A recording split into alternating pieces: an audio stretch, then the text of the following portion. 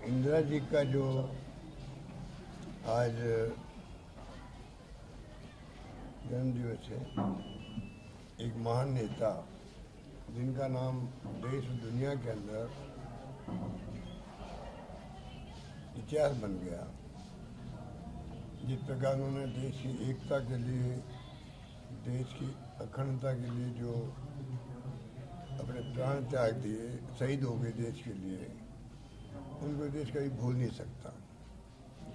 एक महान नेता थी जिसने पाकिस्तान के 2 टुकड़े कर दिए, भूगोल बदल दिया उपमहाद्वीप का और बांग्लादेश का निर्माण कर दिया। एक ऐसा इतिहास जब 90,000 से अधिक सैनिकों को, कर्नल जनरल को सरेंडर करवा के हिंदुस्तान में लाना, दुनिया के इतिहास में कभी ऐसा संभव नहीं हुआ। लगभग 1 लाख लोगों को आप अरेस्ट करके सरेंडर करके लिया हो आप इंडिया में, वो भी एक अलग माहौल था। मुझे तो सुबह के मिला कि मैं उस वक्त में गया था बांग्लादेश बॉर्डर पर, वहाँ पे शरणार्थी 1 करोड़ आ गए थे इंडिया में, तो उनकी सेवा करने का हमें भी अवसर मिला था बचपन में, इसलिए मैं तो ज़्यादा भावनात्मक रूप से जुड़ा हुआ हूँ। तो इंदिरा जी ने जो काम किए, गरीबी हटाओ की बात भी करी, सब कुछ देश के गरीबों की मसीहा के रूप में पहचान बनाई। वो आज हमारे बीच नहीं है, पर आज भी आवश्यकता नई पीढ़ी को, जिनको ये जो सत्ता में बैठे हुए लोग हैं, जिनका कोई यकीन नहीं है लोकतंत्र में, ये जिस प्रकार से शासन कर रहे हैं, देश की दिशा में जा रहा है, कोई नहीं जानता। ध्रुवीकरण करके जाति के नाम पे, धर्म के नाम पे राजनीति करोगे तो आप चुनाव जीत सकते हो, परंतु देश को एक अखंड रखने के लिए आपकी भूमिका जो है वो हमेशा क्वेश्चन मार्क रहेगी। आपकी ड्यूटी है कि आप संविधान में जो लिखा हुआ है, संविधान की मूल भावनाओं को साथ लेकर के फिर शासन करें, तो फिर कभी आप ध्रुवीकरण की बात नहीं कर सकते। इसलिए इस मौके पर हम लोग सब इकट्ठे हुए यहाँ पर, आज भी लोगों में जज्बा है उनके नाम के प्रति।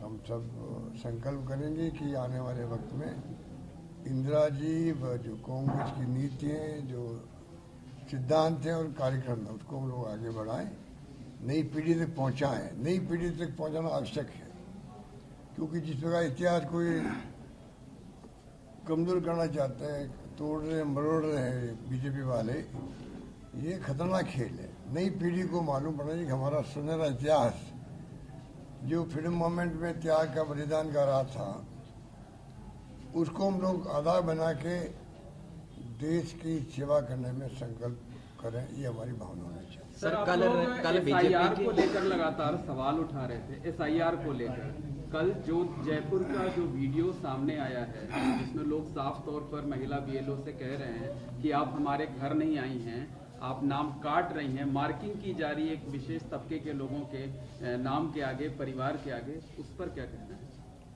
देखिए, ये तो एक बहुत बड़ा इश्यू बना हुआ है, और सबसे ज़्यादा इसमें निर्वाचन आयोग जो है उसकी गलती है, उसकी गलती है। अगर यही एसआईआर जो है तमाम देश की पॉलिटिकल पार्टियों को बुला के बात करते हैं कि हमारी मंशा ये है कि जो लिस्ट बने हमारी चुनाव की, इलेक्टोरल बने, वो बिल्कुल ट्रांसपेरेंट हो, कोई फर्जी नाम उसमें नहीं हो और असली नाम छूटे नहीं उसके अंदर। ये हमारी मंशा है।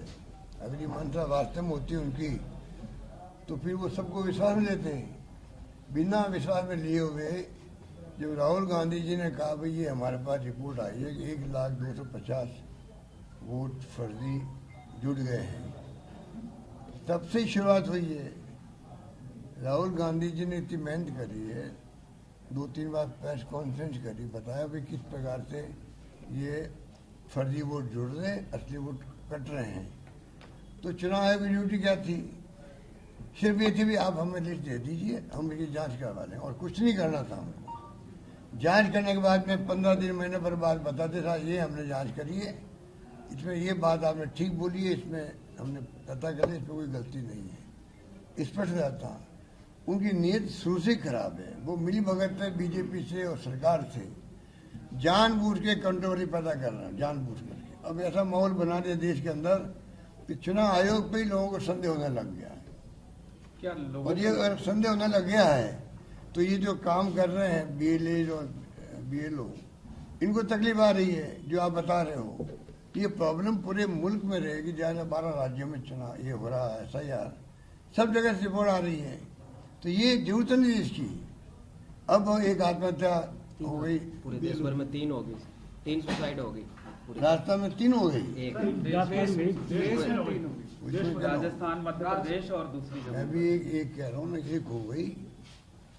और सोशल मीडिया में 20 हो गए, वहाँ मर गए लोग, बंगाल के अंदर 20 लोग मर गए। आप 3 की बात कर रहे हो। अब क्या स्थिति बनी, क्यों मरे मुझे नहीं मालूम। मीडिया में जो आ रहा है कि बंगाल में 20 लोग मर चुके हैं, तो कहने का मतलब ये स्थिति क्यों बनी देश के अंदर? ये चुनाव आयोग की बेवकूफी से बनी है। ये कहते हैं हमें संकोच नहीं होना चाहिए। क्या खास तबके को टारगेट करके लोगों के नाम अभी काटने तो की जब कोशिश पूरा हो जाए तो मालूम पड़ेगा ना। अभी तो डाउट यही है, जिस प्रकार उनका रवैया है उसे लगता है कि इनकी नीति ठीक नहीं है, सरकार से मिली भगत से काम कर रहे हैं। वो लगता ना चीफ इलेक्शन कमिश्नर की जो व्यवहार है नेता प्रतिपक्ष के साथ में, विपक्ष के साथ में, उससे लगता है कि ये व्यवहार आज तक कभी देखा नहीं हमने। तो आज तक जो है इतिहास के अंदर कोई अधिकारी हो, छोटा हो या बड़ा हो, कोई शिकायत होती है वो जांच करवाता है। कलेक्टर भी क्यों नहीं है मान लीजिए, या कोई अधिकारी है सरकारी, उसका काम क्या होता है? कोई आयोग भी है, कोई गए एप्लीकेशन दी, फैसला उनको करना होता है। तब क्या तकलीफ दिया आपको? आप कहते आप एफिडेविट दो। इस प्रकार क्वेश्चन खड़े कर दिए।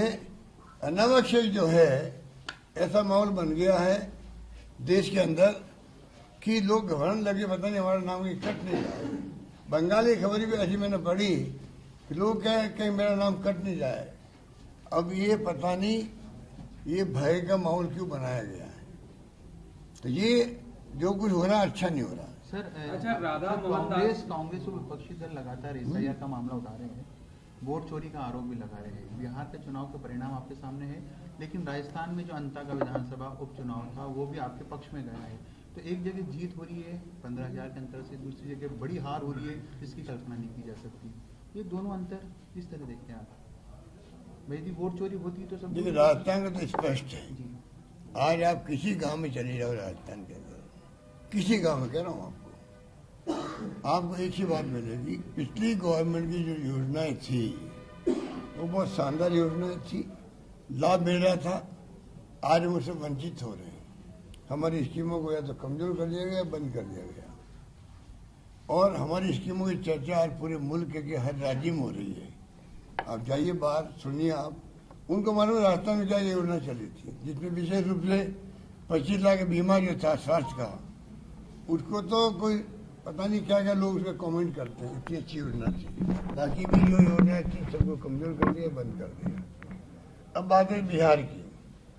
बिहार में जो हालात बने हैं, जिस प्रकार से इन्होंने कैंपेन किया वहाँ पर, जिस पर SIR करी अचानक की, क्या जरूरत है 1 महीना पहले SIR करने की? सुप्रीम कोर्ट आदेश दे रहा, आप परवाह नहीं कर रहे हो। आज ये केस SIR का सुप्रीम कोर्ट में पेंडिंग है, सुनवाई हो रही है, और आज 12 राज्यों में घोषणा कर दी। ये तमाम बातें इसीलिए संदेह पैदा करती है कि उनका व्यवहार अच्छा नहीं है, निष्पक्ष नहीं है। और चुनाव जो हुए वहां पे धनबल के आधार पे हुए। आप बताइए राजस्थान में जैसे चुनाव शुरू हुए थे और इमीडिएटली हमारे मोबाइल फंड बांट रहे थे हम लोग महिलाओं को, बजट 2022 की घोषणा थी। वो बजट चुनाव तो है दिसंबर 23 में, वो घोषणा थी मार्च 22 की, जब बजट पेश किया मैंने मोबाइल फंड बांटने की 1,25,00,000 महिलाओं को। 30-40 मिनट मुश्किल से बांट पाए, चुनाव घोषणा होते ही रोक दिया गया उसको। इवन जो पेंशन थी बुजुर्गों की, विधवाओं की, निसज्जनों की, वो रोक दी गई। अन्नपूर्णा योजना रोक दी गई। मतलब कहने वाले सब कुछ रोक दिया गया और बिहार में उल्टा किया गया। बिहार में चुनाव चल रहे हैं, ऐसा कभी हुआ आज तक? चुनाव चल रहे हैं, कैंपेन चल रहा है, पोलिंग दिन आने वाला है। एक दिन पहले तक वहां पर पेंशन नहीं बढ़ती गई। जो पेंशन 400 रुपये थी वहां, उसको 1100 रुपये कर दी गई और वो पेंशन बढ़ती गई है 1100 रुपये करने के बाद में। और भी वहाँ कई तरह की योजनाएं, मैं नाम मुझे पता नहीं, उन तमाम में जो पैसा गया है, 2,500 रुपये गए, पता नहीं क्या गया, वो तमाम पैसा चुनाव चल रहा है और उनके खातों में जा रहा है। 10,000 रुपये महिलाओं को, 10,000 रुपये किसे कहते हैं एक महिलाओं को? चुनाव कल है, वोटिंग पोलिंग कल है, आज मेरे खाते में 10,000 आएंगे तो क्या होगा? इसका मतलब आप चुनाव में जो पैसा बढ़ता है कैश, आपने कैश के बजाय सरकारी पैसे को आपने उनके खातों में डाल दिया वोट लेने के लिए। यही हुआ आरोप लगा है। एक खतरनाक खेल नहीं तो क्या है? अगर हम भी देशवासी नहीं समझेंगे, तकलीफ आएगा, पूरा मुल्क तकलीफ आएगा। साहब, लेकिन ये जो आरोप आप लगा रहे हैं, इसके पीछे कानून भी तो होगा। कानून का सहारा कांग्रेस पार्टी विपक्ष कानून तो ये है कि यदि होना चाहिए। तो आप कानून ये है कि इलेक्शन कमीशन को रोक लगानी चाहिए थी। यदि राजस्थान में लगाए, क्यों नहीं लगे वहां पर? तो स्थिति ऐसी है कि पूरे मुल्क को सबको सोचना पड़ेगा मतदाताओं भाई हो क्या रहा हमारे साथ में, अन्याय है। तो क्या इलेक्शन कमिश्नर ने ये भी रोक नहीं कहाँ लगाई? लगे रोक? तो क्या हम सुप्रीम कोर्ट या किसी कोर्ट का सहारा नहीं ले वो सकते? तो अलग बात है, चुनाव कल निपटे हैं, पर जो ये हकीकत बता रहा हूँ मैं आपको, ये तो फैक्चुअल स्थिति है। आपको तथ्य बता रहा हूँ भाई, ऐसा हुआ वहाँ पर। सर, बीजेपी प्रभारी राधा मोहन ने कहा कि हम चाहते तो अंतः उपचुनाव हमारी जेब में होता। इसके क्या मायने? आप आउटडेटेड हो। देखिए, हरियाणा के चीफ मिनिस्टर ने ये बातें बोली थी कि सब कुछ ठीक हो गया, सब जम गया हमारा मामला। अमित शाह यही भाषा बोलते हैं। ये आप जिसका नाम ले रहे हो अग्रवाल साहब का, अग्रवाल साहब है, वो भी यही भाषा बोल रहे हैं। ये इनका अहम घमंड बोल रहा, वो नहीं बोल रहे हैं।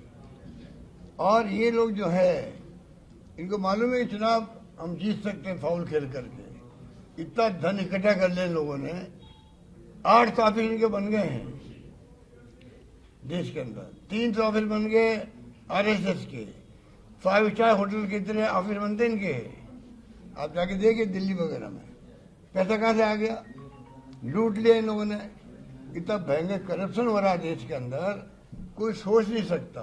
और ये चाल चरित्र सारा इनका पूरा एक्सपोज हो गया देश के अंदर। वो ये लोग हैं, क्या है इनके बारे में बात करें?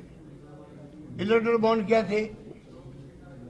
इलेक्टोरल बॉन्ड आपका नोटिस जा रहा है CBI का, इनकम टैक्स का, ED का, 50 करोड़ आ गए, 100 करोड़ आ गए बॉन्ड। और आपका इलेक्ट्रल बॉन्ड जो भेजा उनके पास में, और इमीडिएटली नोटिस जो था इनकम टैक्स का या CBI का, ED का, वो ड्रॉप हो गया। ये खुला नंगा खेल खेल रहे हैं देश के अंदर, खेल खेल रहे हैं देश के अंदर। राहुल गांधी अकेला क्या करेगा? वो तो बोल सकता है नेता प्रतिपक्ष है, तो आना पड़ेगा, पब्लिक को आगे आना पड़ेगा, सड़कों में आना पड़ेगा, क्योंकि हम लोग नॉन वायलेंस वाले लोग हैं। ये लोग तो वायलेंस विश्वास करते हैं। इनका विश्वास हिंसा में है, हमारा विश्वास अहिंसा में है। ये हमारा तरीका अलग है। न्यूज बनती है, हिंसा करो तो न्यूज बनती है। इनके जो तरीका मीडिया वालों का भी है ना, यही है, हिंसा होगी तो न्यूज बनेगी। शांति से मीटिंग समाप्त हो जाएगी, मीटिंग न्यूज नहीं बनेगी। मीटिंग में कौन क्या बोल गया, बाल की खाल निकाल के न्यूज बनवाओगे तुम लोगों। सर आपने बिहार रिजल्ट को लेकर कहा था कि वहां पर वोटरों को हाईजैक किया गया।